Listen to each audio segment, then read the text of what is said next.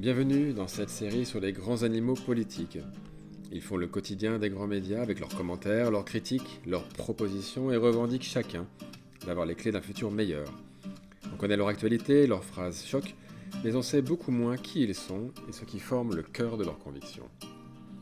Nous parlerons aujourd'hui de Marine Le Pen, héritière politique de son père, le fondateur du Front National, et dont le mouvement a connu de très grands changements ces dernières années. Elle, qui a été le chef d'orchestre de cette dédiabolisation, en nettoyant au Karcher les rangs du mouvement, quelle vision porte-t-elle pour la France et comment l'a-t-elle construite ? Marion Anne Perrine Le Pen est la fille cadette de Jean-Marie Le Pen. Elle est née à Neuilly-sur-Seine et la majeure partie de son enfance s'est passée dans le cadre feutré de l'Ouest parisien, dans le grand domaine de Montretout, à Saint-Cloud, légué à son père par un partisan du mouvement. Son enfance est marquée par l'attentat qui, en 1976, a détruit l'immeuble où elle vivait avec sa famille, et par la protection permanente dont elle a dû depuis bénéficier. L'ambiance à Montretout était un mélange tendu entre vie publique et vie privée, les enfants grandissant au milieu des différentes générations de cadres du Front National. Mais déjà, la logique de clans soudés autour du patriarche et contre l'adversité est bien ancrée chez les trois filles.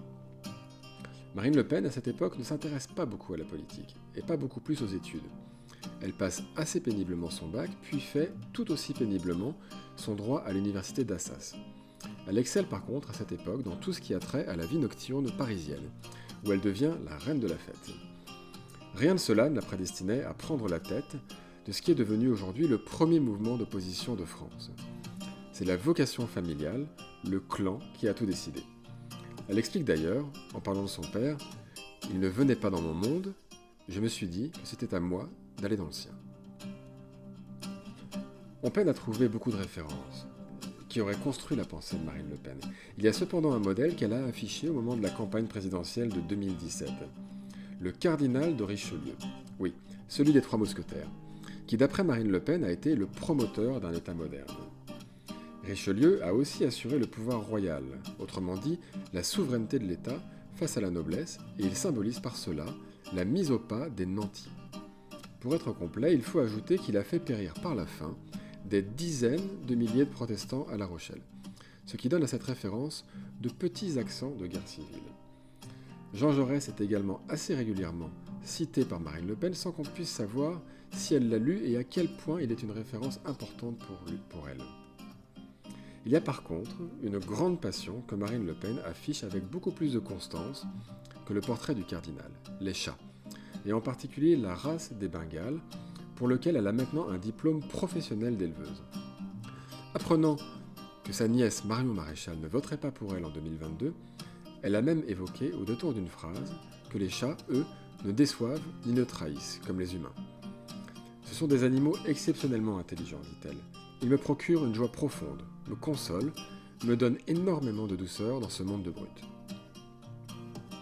Un moment particulièrement important dans la carrière et l'ascension politique de Marine Le Pen a été sa rencontre avec Florian Philippot, un ancien chevènementiste. La très grande influence de celui-ci a eu deux effets rapides sur le mouvement. Le premier, le rendre gay compatible, Florian Philippot étant homosexuel, soit une page tournée dans un historique qui faisait dire fièrement à Jean-Marie Le Pen, ouvrez les guillemets, s'il y a bien une chose qu'on n'a pas au FN, ce sont des tantes, fermez les guillemets. Le deuxième grand virage a été de faire du mouvement un parti de gauche nationaliste plutôt que d'extrême droite.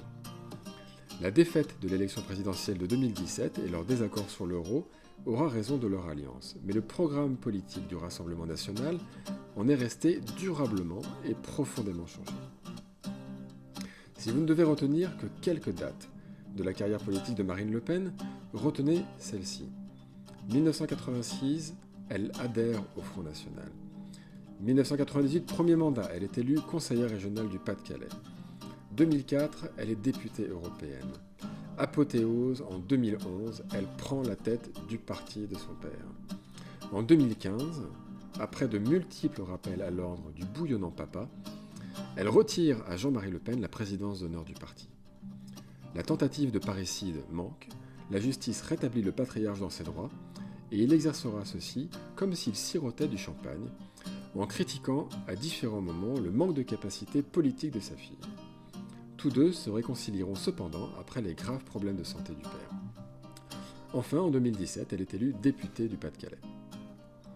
Sa vision pour la France peut se résumer en quelques points, et tout d'abord par un slogan « Rendre aux Français leur pays ». Partisane de l'autorité, elle propose un réarmement massif de la police, le rétablissement des frontières, parmi bien d'autres mesures pour lutter contre l'immigration, dont en particulier la diminution massive des allocations aux étrangers. Elle propose par ailleurs, de manière assez originale, le recours quasi systématique au référendum, et en particulier au référendum d'initiative populaire, pour construire une gouvernance impliquant davantage le peuple. Même si elle ne le cite pas, dernier point d'ailleurs, la retraite à 60 ans, qu'elle est, je crois, la seule à défendre avec Jean-Luc Mélenchon, et même si elle ne le cite pas, donc, c'est probablement le nationalisme républicain de Maurice Barrès qui lui ressemble le plus.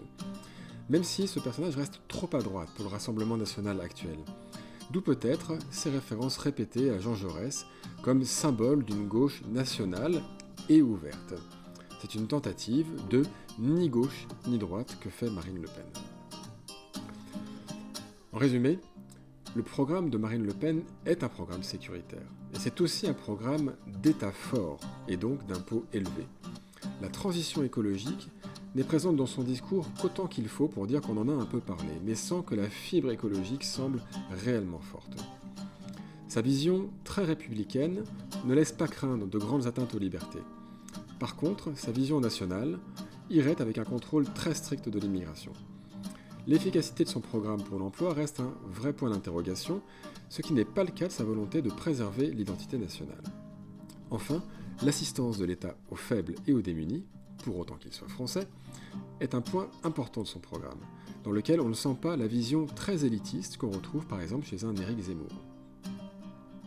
Je vous remercie d'avoir regardé cette nouvelle vidéo, d'autres suivront. Alors comme le veut la tradition des réseaux sociaux, je vous dis de ne pas hésiter à liker ou à partager. Et je remercie aussi Marcos Kaiser pour le fond sonore de guitare. A très bientôt.